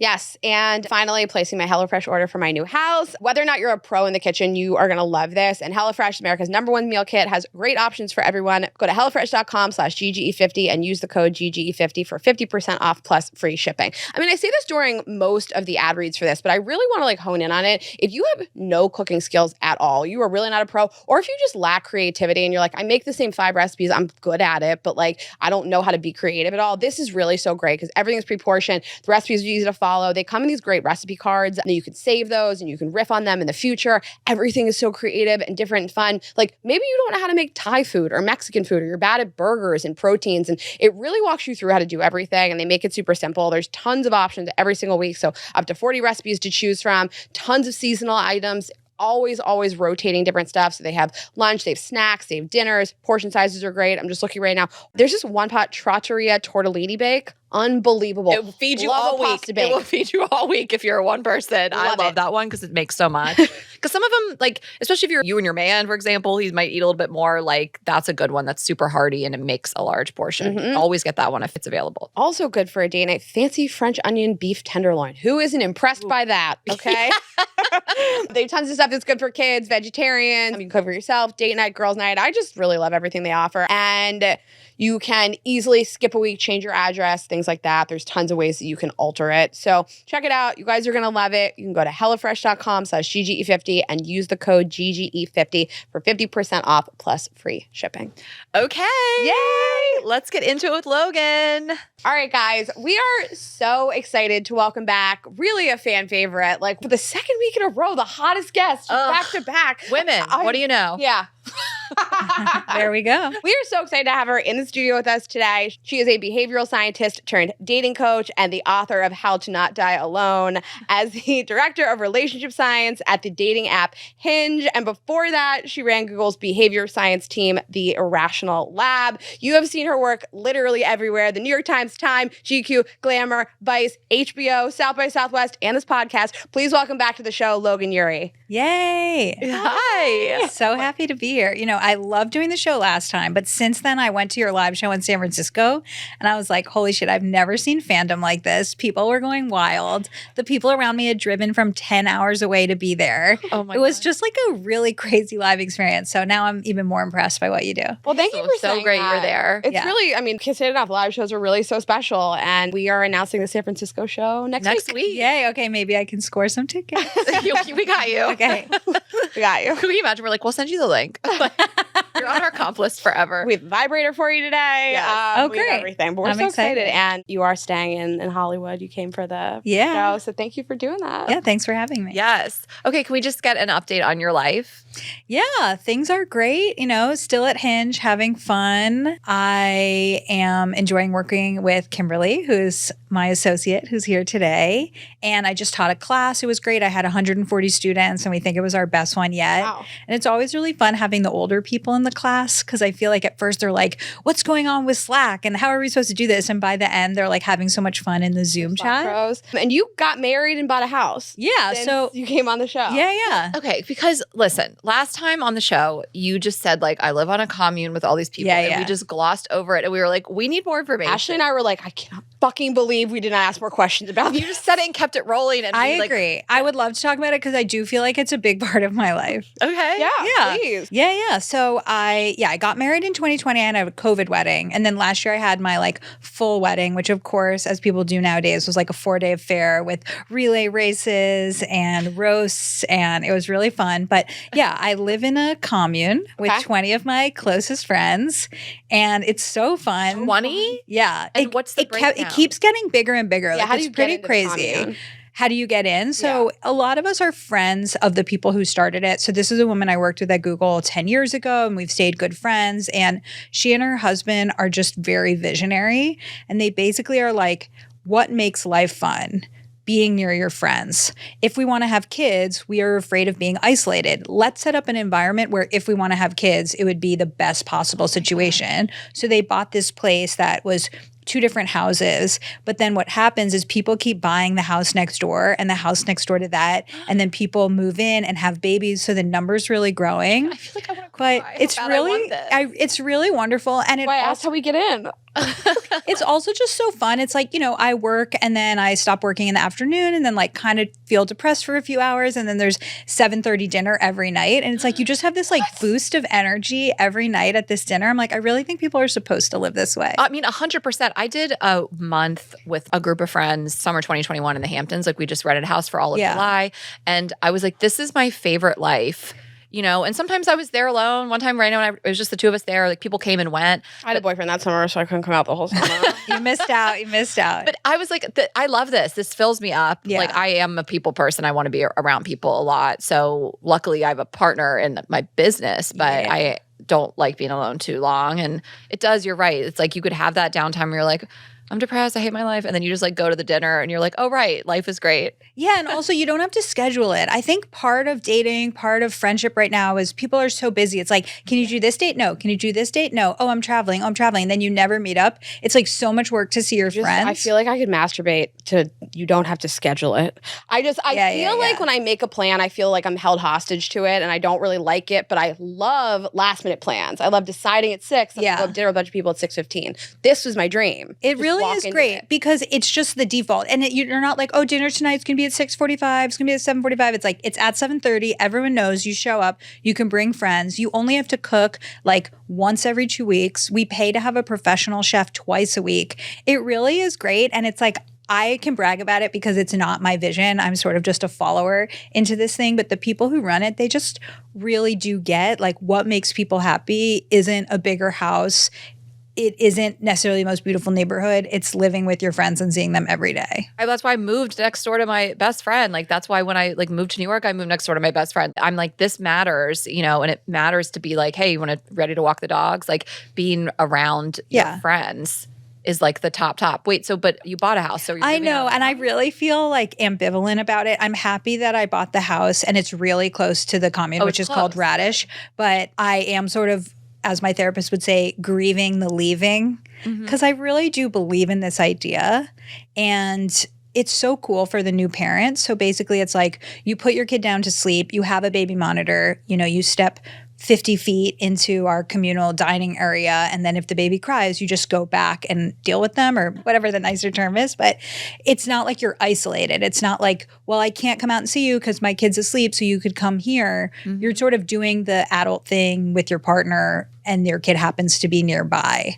And so I think it's really great for that. I think it's really special, and I can't hype enough alternate ways of living. Just because you were told there's like this one way of living, like solo alone with your partner, does not mean that that's like makes people happy. Yeah. Are there single people in it? Yeah, there are single people. It has become more couples lately. Yeah. I don't think that's on purpose. I think it's like during the pandemic, it was a little harder to be single there because this is a true story. Somebody was single and we had really strict COVID rules, probably stricter than if you lived alone because you're responsible for multiple people. Yeah. And even like my husband at the time was going through chemo, so he was immunocompromised. So we were really careful. So somebody would have to ask us like, can I make out with this person? Like, am I allowed to have sex with this person? And we had to vote on it. Can I ask another question? So how do you feel like it affects a romantic relationship coming into the commune like together? Do you think it helps, hurts? Yeah. So there's a concept called OSOs, other significant others. And it was created by this woman, Elaine Chung, who was at Northwestern. And now she actually works with me at Hinge. And she's amazing. And it's the idea that back in the day, you used to rely on a village to fulfill your different needs, right? You might have one friend that you gossip with, one friend who you go get water with, one friend who you raise your kids with. And nowadays we expect to get everything from our partners and it's way too much pressure on them. And also some people are just not good at certain things. So like if you love Taylor Swift, but your boyfriend doesn't and you make him go with you, like that's not really the best outcome for either of you. So other significant others is having people who play specific roles in your life and take the pressure off the relationship. And so when I moved in, I actually wrote this Modern Love article about it, about how Radish is my OSOs. And now our WhatsApp group, which like goes off 1,000 times a day, is called OSOs. So I think it's really good for relationships. Well, we can't talk about that enough. And I love this term. I didn't know the term. Yeah. So we can't say it enough. Your partner is not supposed to be everything. Not at all. They don't even need to be sometimes the main person you're going to go like cry to. That can be your best friend. Like it's not realistic. And so I love that we have a name for it. Oh yeah. I feel like in my head is an inventory of like what type of story I tell different people. Mm-hmm. So there was this thing where like I really love coupons and saving money. And so like one time I did this like super complicated thing to save $200. And then my husband came home from work and I like told him this very long story. And he's like, Logan, I would have paid $200 to not hear that story. And now I'm like, got it. Okay, now I call my mom. And my mom loved the story 100%. Because that's where I got it from. And it's like, I get a better reaction. I have a good time with my mom and my husband doesn't have to hear a story he doesn't want to hear. And how much better is that than forcing your partner into this box, like you said, of like, you have to go to the Taylor Swift concert with me. It's like, you're not going to be fun at the Taylor Swift concert with me. Yes. And also you're less disappointed because of course there's things that I wish my husband was more interested in, but he's not going to change. We've been together for 8 years. Why can't I just like accept how he is and be like, this other person is passionate passionate about that too. And then the things that we really do enjoy doing together, let's do those. I love this so much. Like, we could do a whole episode on who you tell stories to. Like, I'm not telling a story to someone if I don't know they're not going to give me the reaction I want. Ashley gives me the biggest reactions. If I want to talk like hard ass shit, sometimes like I forget who we were talking to. It was like two other girls and you're telling a story and like we weren't really getting the reaction that I think I give you sometimes. Like I want to have like the biggest over the top reaction to stuff. And it's not everybody. I think that's an underrated quality, is being a generous laugher. Like if you That's are our whole friendship. That's great. Yeah, I was standing outside. You guys laugh a lot. Yeah, well, that keeps our level up. Thank you for saying that. Like, I remember going out with this girl. A friend of mine and I went out with this other friend years ago. I really liked her. Like, we had been talking about some like work stuff, and then we met up with her. This is like a convoluted way, but bottom line is, I walked away from the drinks with my friend and was like, "Shit, laugh." Yeah. And she really likes us. And I could tell she was like entertained. Yeah. But she didn't laugh. I'm shook by this. I totally get it. I think that there's different wavelengths. Yeah. And it's not fun. Yeah. And yeah, one of the things it makes me think of is like, how do you make somebody comfortable being around you? And one of them is by smiling and laughing and making them feel comfortable. And it's like, for you, like, you're literally a comedian. And so you probably feel like, oh, like, I'm killing it right now. This person's laughing. Right. I crushed that dinner. But when somebody doesn't laugh, then you get in your head being like, was I not funny tonight? Was I off? Did she not like me? And it's like, attention, everyone. If you just smile and laugh, people will feel more comfortable and enjoy being around you more. Actually, when people don't think I'm funny, I think about Frances saying, "I'm not bombing, you guys are bombing." I know that I'm funny and engaging all the time. Well, I don't even have any friends I don't think that I wouldn't call generous laughers. Like, that's my whole personality, is laughing and getting laughed at. Like, it's how I bond with people. Yeah. And, like, I don't understand. I totally get that. And yeah, going back to the commune thing, there's this research that just came out, or it's like, actually it's been going on for 80 years. So it's the longest running longitudinal study. So they picked people who were teenagers in like the greater Boston area, and they followed them for 80 years. And so you can see like what affected people's happiness. So it's a Harvard happiness study. And they've had like really cool people in it, like JFK was in it, multiple presidents.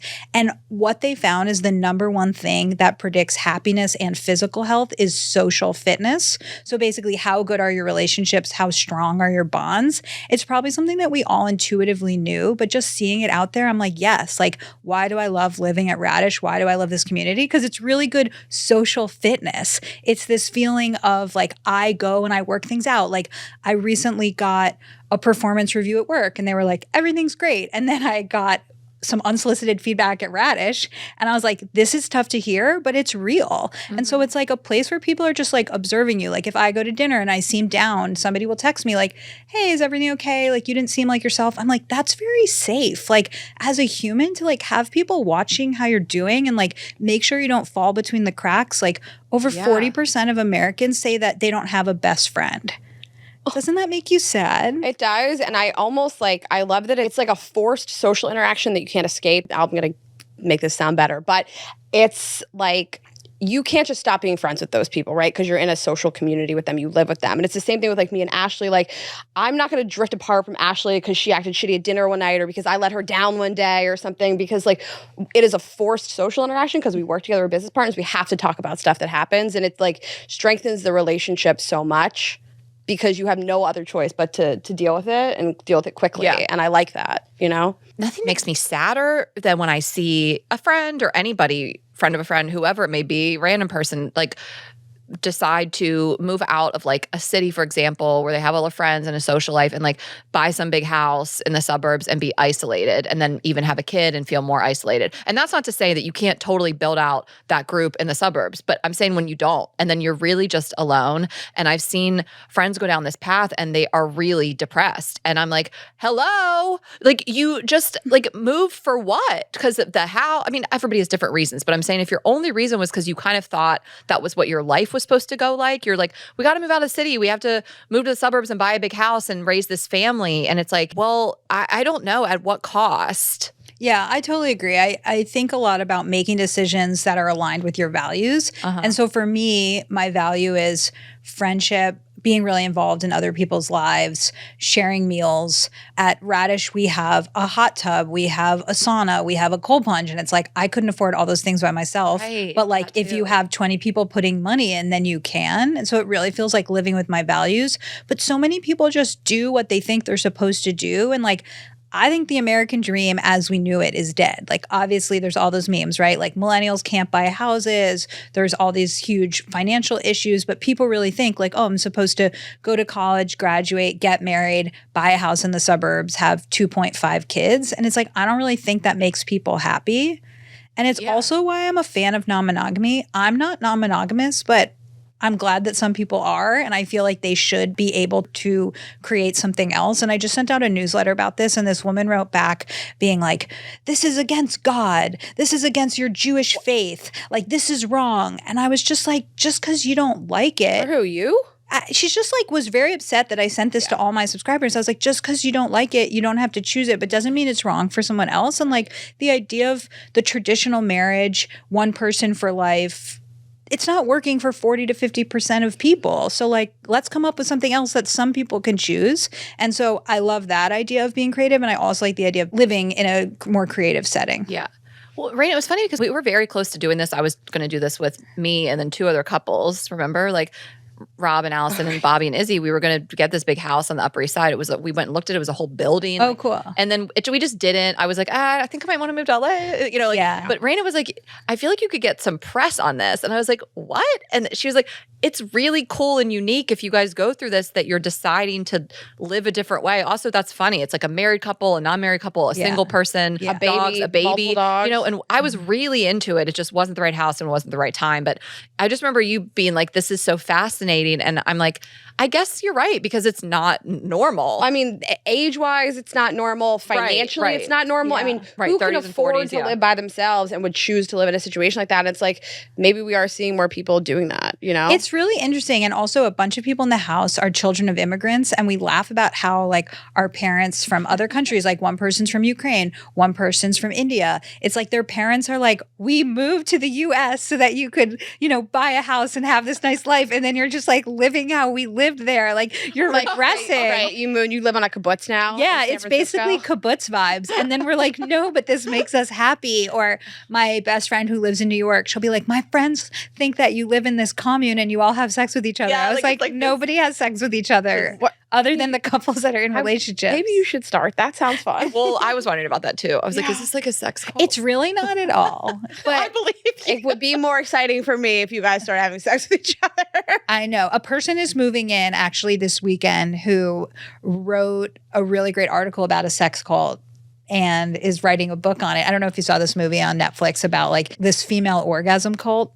What? It was called One Taste. Okay. Anyway, Cool. you should I'll check her out. Her name's Ellen Rayna, this Hewitt. is up But your alley. A cult How is there about a cult about orgasms you don't know about? I'm yeah, disappointed. basically the meditation practice was orgasmic meditation, and it was basically like stimulating the clit. Yes. I think you need to move to San Francisco. yeah. We're I'm done moving for quite some time. California. Okay, this was not why we brought you here today, but thank you so I'm much. very happy to talk about it. I'm really glad we asked. too. So Good. This is really enlightening. And you can submit your application to me. to Radish. Yeah. So basically, we were not sure we were going to talk to you about today. You and I were on the phone. You pitched Ashley and I a topic, and we both were just like, yes, perfect, love it, great. And you had sent out a newsletter, got a lot of positive feedback. And basically, the title was, Am I Undateable? So let's talk about like how you came to start writing about this and the theory, because you could just take it away. I mean, this was Yeah, really let me so tell you great. the origin. So, I teach a dating class, and somebody asked this question where she was like, one of the reasons why I'm a hesitator and why I haven't been dating is because I have a really bad relationship with my family. And she didn't get into all the details, but she was like, it inevitably comes up that people want to talk about your family and your family traditions. And she's like, I just don't know what to say, so I don't go on dates. And so live, we workshopped what she could say. And we talked about how she could really own her story, own the narrative, and talk about it from a place of growth. And I happen to know her, so I really know that she embodies this. And so we talked about how she could say on a date, I'm not close to my family, but because of that, I've worked super hard to develop relationships with my chosen family. I have an amazing group of friends, and I'm really excited to build a family with somebody one day. I love that. I love it. And remember, I went on a date with that guy and he said that he hated both of his siblings. And if he had sort of packaged that as like, I'm not really close with them, but I have this great community here, I would have walked away feeling completely different. That's literally the whole point. That's exactly it. Is people are out there feeling like they're undateable, feeling like they have something about them that makes them not worthy of love. And in fact, everyone can tell their story in a way that's really empowered, where you feel powerful, not powerless. And actually, all the research from Brene Brown about vulnerability is true. It's that when you let your guard down, that's when you let people in. Mm-hmm. And if you keep your guard up, someone's going to go on 5 dates with you and be like, yeah, she's really pretty, but I don't feel like I got to know her. Mm-hmm. I hear that all the time. And it's like, because you're not letting somebody in. And that's where connection happens. That's where you feel close to someone. And so the topic I'm excited to talk about today is basically how to own your story and how to deal with these things in your life that you feel make you undateable. Yeah. You pitch so many different angles, things that like having a chronic STD, having any kind of chronic illness, having been getting cancer in your late 20s. Exactly. Going through something like that, the family stuff, or even just feeling like maybe I'm too successful and men don't want me. There's so many different things this applies to. So we can only go through some of them, but I think your advice applies to most of it. Oh yeah, absolutely. And I think why I was excited to talk about this today was that I send out a weekly newsletter and I usually get responses, but this one, it just really struck a chord. So many people wrote back and were like, I never really reply, but this one applies to me for this reason, or I don't date for this. And then I just wanted to reach out to everyone and hug them and be like, everyone feels this way. And it was so interesting. It was a lot of people wrote back and said, I've never been in a relationship. I've never been on a date. I've never been kissed. I'm a 40-year-old virgin. And there was so much anxiety around I don't have this experience. But then there was also the alternative of I've dated a ton of people and I'm worried that that's a red flag. And it just was this feeling of everyone feels this way. Why are we not talking about this? And any of your listeners who feel like they're undateable, I just really do want to give them a pep talk. Well, and we'll get into it, but just at the base level, it's so normal and there is just so much shame. I mean, we've been running into a lot of people emailing us about what is perceived to be an older virgin, you know, late 20s, it can be 30s, whatever it may be. And people are just so embarrassed. And then you get into this place where you're now no one's going to want to be that person to do that, So all of these different things. I mean, everyone has wondered this at some point in their life. It's if you've been single for a really long time, you're going to wonder it. Or if you've been on a million dates and then you haven't had a committed relationship, you're going to wonder it. Totally. No matter what's going on, everyone's kind of had those thoughts, whether they're fleeting or permanent, of am I just, what's wrong with me? Yeah, and I think it really weighs on people. It's I don't want to go on a date because I don't want that topic to come up, which it inevitably will, so I'm not dating at all. Mm-hmm. And it's how can we empower people to feel yep, I have a thing that I say, I have my go-to line, it's 2 sentences, and then we move on, and now I can date again. It's honestly as simple as that. And a lot of it is telling the story from a place of growth. Rayna, I love the example you just gave. What was it the guy said he wasn't close with his siblings? He said, I don't like my siblings. Yeah. We don't really have anything to do with each other. And we talked about this on the podcast once or twice, but I was hard out on this guy from the way he spoke about his family. Yeah. But if he had packaged it as, we're not really close, unfortunately, but I've created this other life for myself, I would have been fully in. Because people have all kinds of relationships with their family. Of course. And that's the thing. I think people feel there's this thing about my past that makes me unlovable. But it's not really about what you say. It's about how you say it. And if you can have that growth. So I have a friend in his late 30s who's a recovering alcoholic. And he really spent a lot of his 20s working on this. So he would go on dates and people would be like, why don't you drink? And he would get really nervous to tell them. And he felt like people were skittish around him. So then he learned how to tell the story. And he was like, here's how I worked on it. This is what my recovery was like. Now I'm really into mindfulness. Instead of drinking, I'm super into working out. And I really like who I am today and I don't regret it. And then he went on a date with this woman and he told her his spiel. And instead of rejecting him, she was like, well, I grew up in an abusive household and you have baggage. I have baggage. Our baggage matches.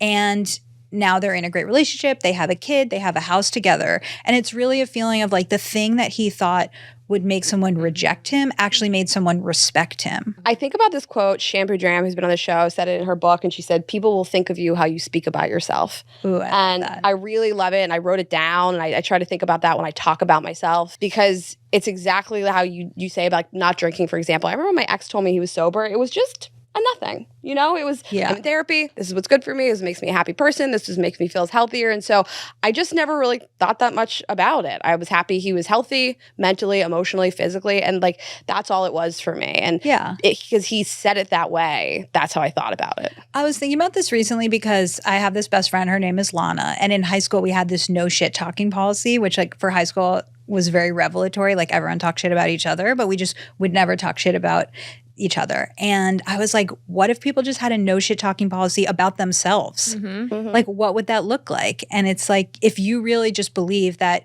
you're great and you tell someone your story and it's like, this is my history, this is stuff that happened to me, or even stuff that's happening now, you're not asking for forgiveness. You're not asking for permission. You're saying, I'm sharing something about myself with you and you get to engage with it or not. And I really want people to make that mental shift because everyone who wrote back, whether it was an STI status, even being the survivor of sexual assault, there's so many dark things that people have gone through. And I really don't want that to prevent them from dating.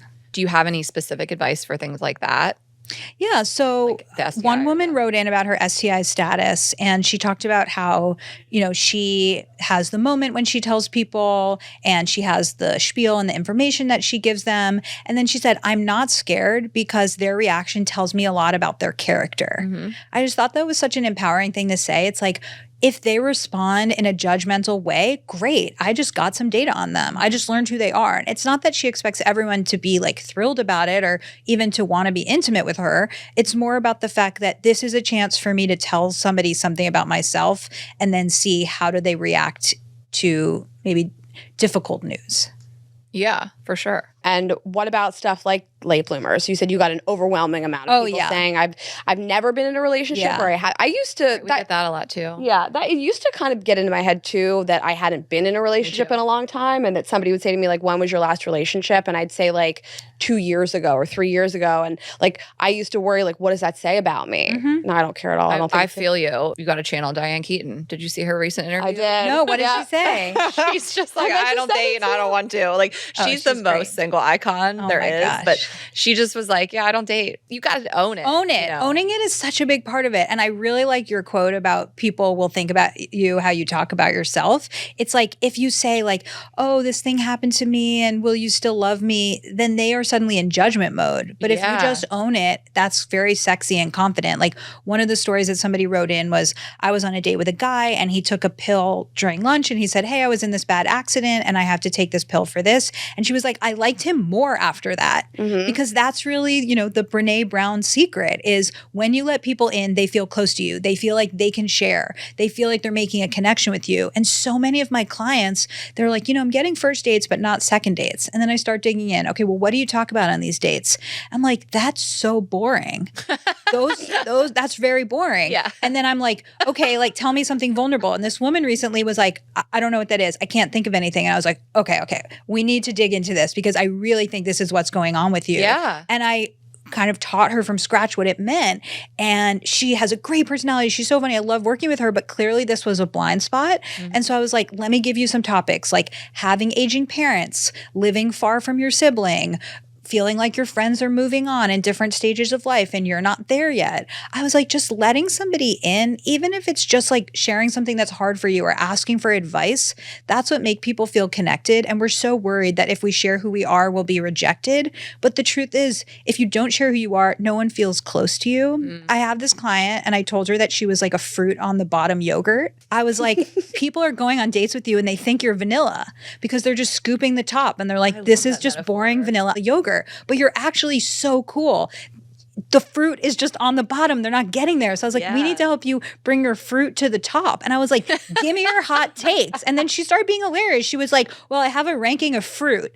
And she just started telling me like ridiculous things about her. I'm like, bring that to the date. Instead, you're playing it safe and people don't remember safe. People don't feel connected to safe. I was wondering what you see happening a lot. Are people trying to play it safe or do they think like I'm too much so they try actively to be too little? Like why do you think people are going on dates and like not being I can't really Totally. You know everything about me within an hour of meeting me. So Yeah. And I don't think I'm like too much, but like whatever, who cares? I'll be just enough for the right person. But why do you think people sort of like stamp this out? The first thing that comes to mind is almost like, why are your friends buying houses in the suburbs? It's like they sort of think like that's what you're supposed to do. So they go on dates and they're like, oh, I should ask them what they studied in college. I should ask them where they live. I should ask them about their job. It's like the default is small talk. But like I told this client, I was like, people don't really remember facts. They remember stories. Stories are the filing system for our brain. Like I could remember a story that I listened to on This American Life from 10 years ago because it's so memorable to me versus like I still have to Google, do I turn my wheels to the right or the left when I'm parking on a hill? Right? Because it's not a story. And so helping people craft their stories, that's what makes people feel like they're close to you and they remember you. I do have some clients who are kind of like the too much performers, and I help them realize like people do not want to be steamrolled by you and they don't want to feel like there's a 2-drink minimum.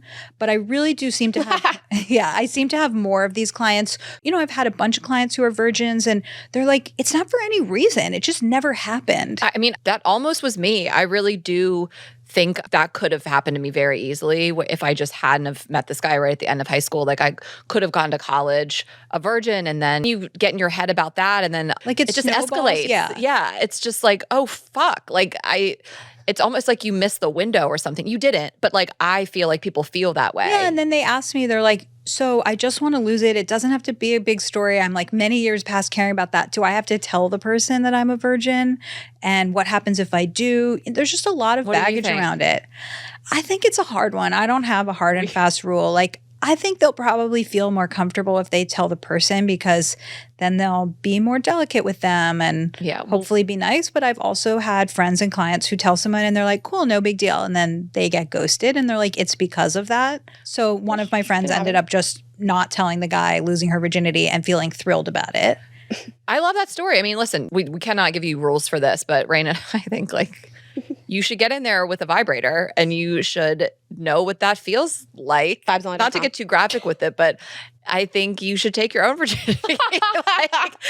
Just so you're not so scared and you know what it's going to feel like and disclose it or not. I'm not, listen, you do you, but this has been coming up at shows, like a few back to back. Yeah. And people have so much anxiety surrounding it. And I do think the best thing is just like, fuck your friend. Someone's going to be nice to you afterwards. Like if you feel like you're really late bloomer later in life, you might not get that whole love of your life romantic moment. So whatever. I lost my virginity to the biggest dick I've ever seen in my life. It wasn't a romantic moment. I just got it done with, you know? But I'm saying like, it's like people are listening like, yeah, easy for you to say. Like, I wish I could have that, but these guys are scared because they don't want me to get attached. Mind. Yeah, you get so my friend, one of my friends I'm thinking about who was a virgin and then she lost it to this guy. She didn't tell him. She then started taking like online classes. So she took this like blowjob class. I love your friend. And now she feels like so empowered. Like I feel like she thinks she's like, I'm great at giving head. Like I'm so into this. Like when I'm in the room, I'm the sexiest person. It's just like so fun to see her move from like big blowjob energy. Yes, I love it. Does. And it was just like, fuck yeah, like you're nervous about this. And so you're going to take a class to improve your skills so that you feel more confident. Like that's so great. And like, not that everyone wants to do that, but if you're somebody who just, it never happened to you, what can you do to make yourself feel more confident? And how can you lean into that? And like, there's a lot of ways to be sex positive without having sex. Love it. Yeah. I keep thinking about like all these things you're mentioning, like, you know, you're worried that you're a virgin, you don't want to tell somebody. And I think that we can manufacture a connection with somebody. Like when I worked in sales, one of the number one things in sales is that you want to make them want the product so much that they don't care what the price is. That's why you never hear a price until the end of a sales call. And you don't sell the product, you sell the story around the product. So no one's ever really buying a product, they're buying the story around it. So when you're selling wine, you don't really talk about like the grapes and the viscosity. You talk about like the winemaker and the vineyards and how he sold his life savings to buy this vineyard. And people are like, I fucking need this and I don't care what the price is. So like if you are scared about being a virgin or having an STI or a family that's terrible, like you can be vulnerable in other ways and tell a story and sell the product 100%. In a way so much so that when they hear these things, it's like not that big of a deal. When we went on the Drew Barrymore show, Matthew Hussey was saying this woman was kind of, which I felt her on this. She was saying that she's worried about like sharing a home with somebody, living with somebody. She likes her space. She doesn't want to share a bed. She likes her sleep, you know, which I relate to. Like I was like, couldn't love the question more. But Matthew Hussey was like, you don't even have a partner. I mean, he said it in a nice way, but he was like, let's cross that bridge when you get to it. Right. Like, oh, she was worrying about that as a single person. Yeah. And listen, he didn't say it. He was so kind about it. I'm Yeah. just using my Same tone. principle, though. But he was just like, let's worry about that when someone falls for you and you have to worry about that. Like, that's not on the table yet. So find somebody, you fall for them, they fall for you, and then deal with this issue. I do hear about that a lot. There's a feeling of like, I'm in my later 30s. Like, my fridge is set up the way I like it. I have my wake up time that I like. I have my schedule and my routine. And how I think about it is when you're dating in your 20s, it's like a startup. Like two messy people come together and they're trying to figure out what's our HR policy? Who are we hiring? What's our office space? And, you know, it's messy and you're figuring it out together. In your 30s, as you get older, it's more like a merger. It's like two complete companies that each have their own CEO and their own HR department and their fridge set up in their own way. And mergers are notoriously hard because two people have to figure out, how do we make this happen? Yeah. And so that really is part of the work that I do with clients in that age range, where it's like, what's your goal? And they're like, I want to find a partner. I want to have kids. And I'm like, great. Then you're going to have to make some compromises. And maybe that goal is more important than the way your fridge is set up. So really just keeping people focused on their goals. But I'm also seeing this a lot. I'm doing a lot of Gen Z research right now, and I'm hearing a lot of like, well, I want to find someone who fits into my life. And it worries me because I'm like, it really is about coming together and deciding what's best for both of you and not just saying like my way or the highway. Yeah. I mean, I think about that too, because I always say like, I don't really want to not do what I want, but I also like don't want kids and I don't really care about getting married. So hopefully I just find someone that it doesn't need to be traditional. For sure. So I love what you said too about it might not be so easy for someone to be so vulnerable on the first date, but like, I don't know. I want to go back. You said that that woman like ranks fruit or something. That's just like a quirk. Yeah. You know, something that makes you a little weird. And if that's easier for you, share those things too. Like what I'm trying to actively do all the time is like provide more details when I'm talking to strangers on apps or just when we start texting. Like, how was your day? I'm going to tell you something for you to grasp onto. Like, this guy, I was texting with him and I asked how his weekend was and was like hoping for some details and he didn't give me any. Like, it was good, whatever. And I was like, what was the highlight and low light? Like, I need a detail.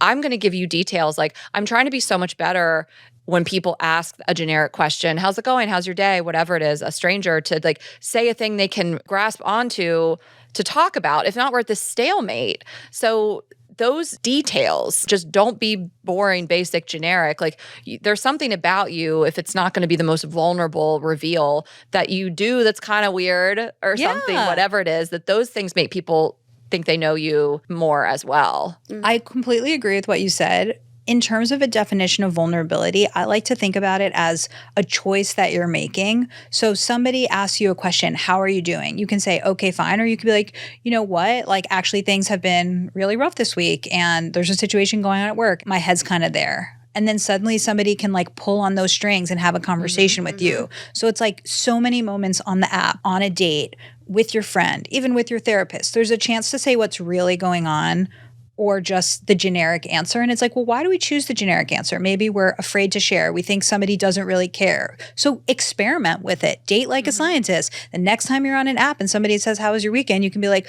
oh, my friend blew me off. Like, you know, it's frustrating when that happens, but, you know, I love her anyway. Or just get in. I think saying just like get into the details is smart. But really, if you think about it as every time you're in a conversation, there's different paths you can take. Take the more vulnerable path, share what's really going on, and you'll probably feel closer to someone. Yeah. I mean, I have a couple girls that I've seen this happen with where I think that they're like the best people ever, but when they were dating, they were like always on the apps, always going on dates, and like it wasn't really like working out. And I could tell you they're harder to get to know in the beginning. And I know that like they're just not giving that much of themselves on a date because they just want to like maybe play it cool a little bit. Yeah. And I think that that's the notion to lean into for so many people because you don't want to seem so extra or share too much. And you're like, where's the line about like sharing this trauma in my life and things like that? But I think the workaround is so great about like share these details and something funny because that's what I'm going to text you about also after the date. Yes. I need there to be like a through line to the next date. It's like, this is this thing that we joked about that's so funny that we're going to like make fun of until the next time I see you. Set up the callback, right? It's like you meet somebody at a dog park and you think they're really hot and you exchange numbers and you're hoping that they'll text you later or that you want to text them later. You need to talk about something in that conversation that you can then follow up with them about. Oh, you told me to watch the show. I think think you should leave. And then you say, oh, just watched it. It was great. But if you just talk about generic stuff, like there's nothing to say. Where does it go? Yeah. I've just randomly been texting messages with a lot of people recently just on Raya. Like I'm just like going pretty hard on it. It's like these conversations blow my mind sometimes because if I didn't do this, what would happen here? How are you? Good. How are you? Good. Yeah. How's your day? Pretty good. Work? How like this just has to just nosedive into nothing if someone doesn't provide some details. Totally. But I do want to respond to what you said, Rayna, about trauma dumping. Like, I think that I want to talk about what vulnerability is and isn't. Great. So, like, here are some ways that people get it wrong. One is using your date as a therapy session. I hear this from women a lot where they're like, this guy has no friends. He doesn't seem to be close with his family. He doesn't have a therapist. And it was exhausting. I spent like 3 hours hearing about all his trauma. And it was like, that's not what I want to do on a date. Like, I'm not being paid for this. And so you definitely don't want to use a date to share everything that's going on. Like, vulnerability is earned. It's a dance where you share and I share and we come closer together. You have to feel like that person is safe and that's why you're sharing with them, and not feel like, oh, well, like I'm just going to tell the woman behind me at Trader Joe's my life story. Like those people turn you off and it's TMI. There's also people, I see this a lot in San Francisco, that have learned that people will feel close to you when you're vulnerable. So they sort of like have the dark art of vulnerability where they're sharing to sleep with you or to manipulate you. And that's also a way that I've seen vulnerability go bad. Right. It's not authentic. It's a manipulation. Exactly. But I mean, you said TMI, so I just think that like that's sometimes people's fear with like wanting to share something and being like, I don't want to overshare or be TMI. So it's like towing the line. You really don't need to share your deepest, darkest trauma with a stranger on a first date. But like something about you that's not the most basic boring shit is a good place to start. Yeah, and I think you get to decide when to share. So let's say somebody's divorced and they're on a first date and they would mention it if they felt close to the person. But if not, they might say, I'm going to mention this on the second date or the third date. It's really about being emotionally intelligent and having boundaries. I feel like boundaries is a buzzword, but it really is so important. It's like my boundary is that I share this with someone when I feel safe, but I also don't owe it to the person. And going back to the idea of feeling undateable, like some things, like a lot of people wrote in about having a physical disability. So one guy was like, I had a stroke when I was in my teens and I have left side of my body paralysis. And so I had to figure out when to disclose this. So he discloses it after they've been chatting, once they've set up the date, before the date. And he says, hey, by the way, I am paralyzed on this side of my body. As you know from talking to me already, like I own my own home. I have a great job. Like I live a full life, but just letting you know. And he's like 9 times out of 10, they're totally cool about it. But it's just like he wants to tell them so that they don't show up and are surprised. Other things, maybe you tell them later. So it's really up to you, and you can do trial and error here and figure out, when do I tell people this? Do I like telling people this? Do they even, deserve it? Have they earned it? Things like that. Yeah. We say this all the time, like we're not born knowing how to do this. Yeah. And so some of it's practice, and that's even all the more reason to go on a date with somebody who maybe you don't look at them and think like that's the one. That's for sure. Just go and practice. I think you can practice with your friends. With your friends too. Having totally. Yeah, a couple of the tips I was thinking about, like one is just practicing it, like have that go-to line. If you're freaked out by it, just have something that you say. So for example, one of my clients had cancer while she was in college. So we worked on the thing that she says, which is like, hey, I had a pretty unusual college experience. Unfortunately, I had cancer. I never would have chosen that, but it's the reason why I became a doctor. And it also has made me a much more empathetic person. And so it's really short. She's owning her story, and now she has that go-to, but we had to practice it because like sometimes you say too many details. Sometimes you talk too much about this part or that part, but like really editing it and practicing it with a friend. Now you're like, great. When that question comes up, I have my go-to. Well, and I guess there's the worry that you go too hard and then you sound like you're like defending something. Right. Yeah, right. Like you're true. like, I had cancer, but it made me that's which a good not point. that everybody comes across like that, but that's the benefit of practicing as well, and like knowing what works and reading someone's reaction. Like, you don't need to just go full force because it almost sounds like it's some sort of disclaimer or something too. That's right? a good point. I do agree that it could sound almost like you're in a job interview and you've prepped for the question like, why is there this gap in your resume? And you're like, I took time off, but I learned this. So yeah, I agree. It's like sometimes I think about things in the most formal terms, but of course you have to like make it your own and be more casual about it. Have the information locked and loaded. It comes out naturally like in a conversation. I think the thing that worries me, like my fear on dates, is like walking this line between being really proud of my accomplishments and not ramming them down somebody's throat. What's an example? So I think that a lot of women say like, are men intimidated by my success? And today, many more women are graduating from college and finding so much more success success and making a lot more money than their partners. And so I think on a date, finding that line, at least for me, of like, I'm really proud of what we do. We own 2 companies. I'm on tour. We have worked at all these huge venues and sold them out. I'm so proud of it. But finding that line of like being humble, but still like being able to hype myself at the same time. And like, how much can I talk about it? When have I crossed the line? You know, kind of. And then I'm like, am I making this other person uncomfortable? Or, you know? Yeah, that's a really interesting one. So for you, when you think about a partner, do you want another person that's a big personality and super successful and to be a power couple? Or are you looking for someone who you'd be totally fine if they were less successful as long as they were excited for you? I've never sought out the power couple thing. Okay. Not once in my life. I don't care. I want... I just don't. It would be great, and I would love to be with somebody that I'm really proud of. We're the power couple. Yeah. Yes, you are. You are. You did seek it out. It's just me. There's only room for one power couple in this room, and it's me and Ashley. I love that. I'm like, how many times do I say we during a date? I mean, me and Ashley. I say it all the time. She's your only have other to clarify, significant other. 'cause It's so I'm listening sweet. for we's with a person that I meet at the dog park because I'm like, is this you and your wife's dog? yeah. Like, not on a date. You're on a date. Right, Hopefully right. you're not. But I listen for we, and then I say we all the fucking That's time. really funny. Yeah. Sorry, keep going. Our Right. lives are like really merged. But, you know, I think it's a fear of all women that are like super successful, you know. But no, I don't particularly seek out that like power couple thing. I am very happy with somebody that just emotionally supports me, that the sex is great, we make each other laugh, and I am proud and inspired by the way you live your life, whatever that means. I cannot be with somebody who's a fucking bum, who is not a hustler. I am the biggest hustler, always have been. I was 14 years old, like put me in, coach. I love money, I love working, I love creating. If you're not like that, it is not going to work in the long run. I'm going to steamroll you. But I think so part of that is just picking better people to go on dates with, of course. Yeah. From the jump. You know, I do hear this a lot, and you're right. 2/3 of people graduating from college are women. So if women only want to date someone who's as educated as them or more educated, which the research shows that that tends to be the case, there's just literally a smaller pool. And so even like people of our generation are experiencing this, but people of the generation younger than us, it's going to happen to them even more. And so what do you do? And so what I heard you say is you want to feel proud of the person and you want to feel like they're celebrating your successes. It's not like you need this like other power person. And so I think it's really, how can you filter out early for someone who's going to feel inspired by you versus intimidated by you?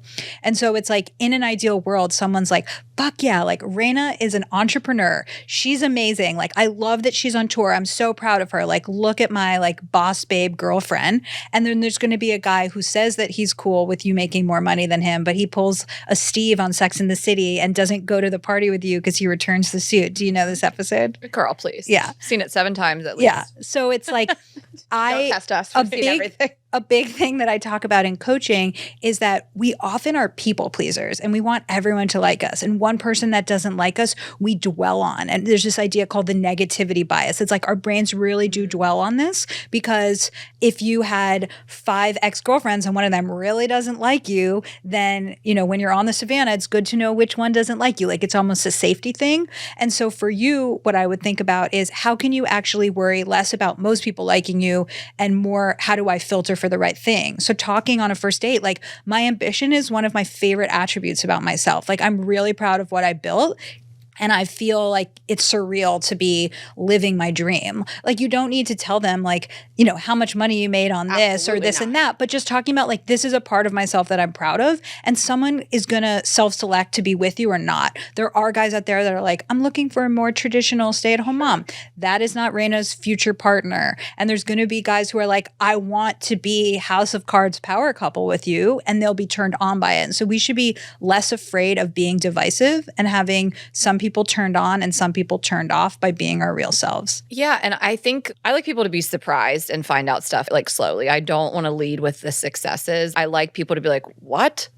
Oh, shit. You know, like I like to downplay it and then people start to put the pieces together because that turns me on the opposite. Like, I don't want a guy that's opens with his peacocking and his successes. I want to find it out for myself, like peel back the layers a little bit. It's so hot and sexy where you're like, oh, you are humble. Like you didn't even tell me that. What you taught, you did this for this person, or you just sold out this theater. Like I do what I like too. And so I have plenty of other shit to talk about before our success even comes up. Like we'll get to it, but I don't want to talk about it. My favorite thing in the world is that I leave a party and somebody Googles us.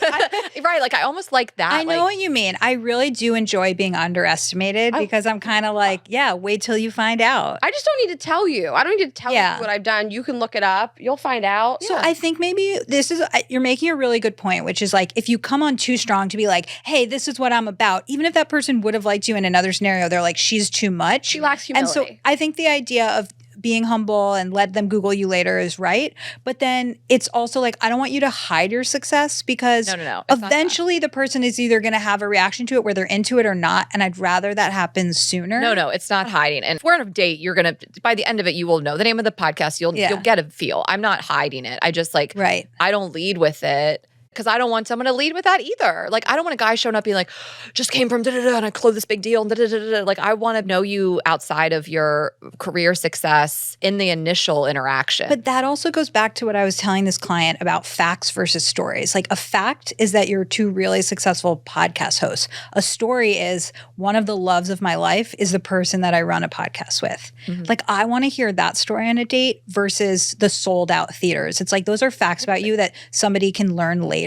But like, let me fall in love with you by telling me about like this amazing relationship you have, like how you are changing people's lives, like some of the stories you hear at live shows, like that's people getting to see who you are, not what's on your Wikipedia page. Totally. Like when people, if they even want those details of, I'm like, no, hear about this crazy thing that happened at the show. Right. I'm more inclined to either talk about like we did this episode of not wanting kids and like moms emailed us and sit there and cry, or to talk about the strippers at our live show and my dad filming me. Yeah. Than I am to say like we were at the Chicago theater with 4,000 people. Yeah. My dad was doing that. And I would have the ...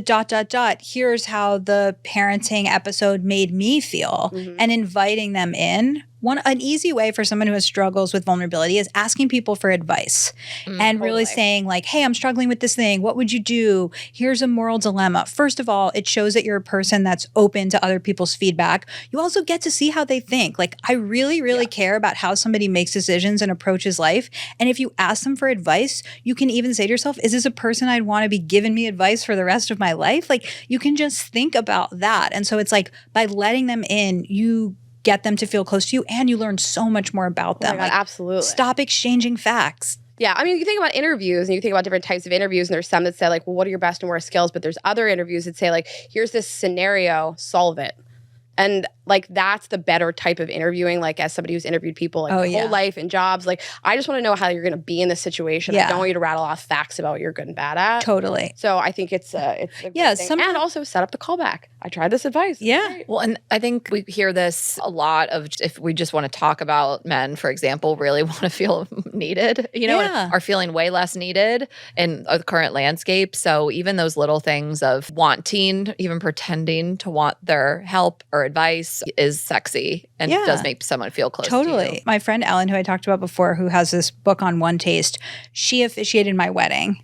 And her speech that she gave was about how I'm really into high exchange relationships. So it's like, I ask a lot from you, and I also want you to ask a lot from me. Like, I want it to be very interdependent and for us to really rely on each other. And I feel like I have several friends who have sort of broken down. Like, in the beginning, they're like, why is Logan asking me for all of this advice? Why is Logan asking me to review this blog post? But then they're like, wait, when I ask her, she does it and it feels really good. And it's like, I try to cultivate these high exchange relationships. And that's something that you can do too on a date, to be like, let me tell you about this thing going on with my sister. Like, how would you approach this? And do they seem interesting? Do they give good advice? It's just a way to have a conversation that's so much more interesting than repeating what you always say. And like, when somebody has a listening face, they sometimes like move their eyes to the side, or you can tell they've like never had that thought before. Like, I want you to give that to somebody on a date where they're having a new thought and putting things together, not just like reciting like, I moved to LA in 2012 for a job from this company. Like,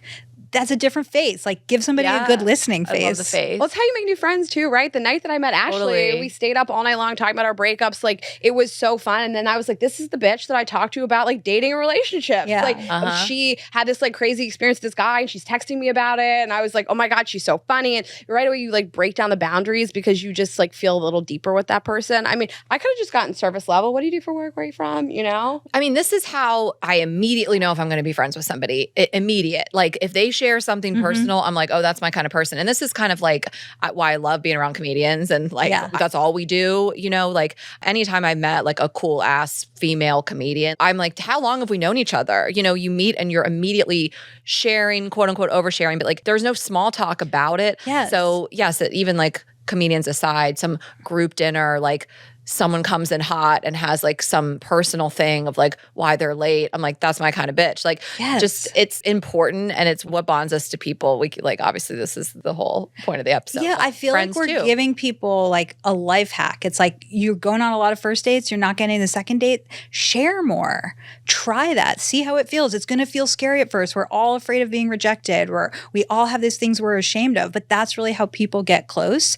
And like, for example, my husband and I went to lunch recently with one of his friends from grad school, and I'd never met his wife before. And I did like her at first, but then she told a story about their wedding and how her dad was super drunk and embarrassed her. And I was like, now I love her because like I love that she's a person that would share that with me. Everyone's stories about their wedding are always like so romantic and all this stuff that happens. And she's like, here's how I was like pulling my dad off the stage. And then later my husband was like, what do you think? And I was like, I love that she told that story. And it's like, that's what makes me feel like you're real. And so I feel like like I'm preaching to the choir with you two, but with your audience, it's like, I just want people to share what's really going on with them and kind of tying things back to the radish community that I live in. Like I see these people literally every day. I have lunch and dinner with them maybe, 5 nights a week. And we went on this retreat together and we did this exercise called If You Really, Really Knew Me.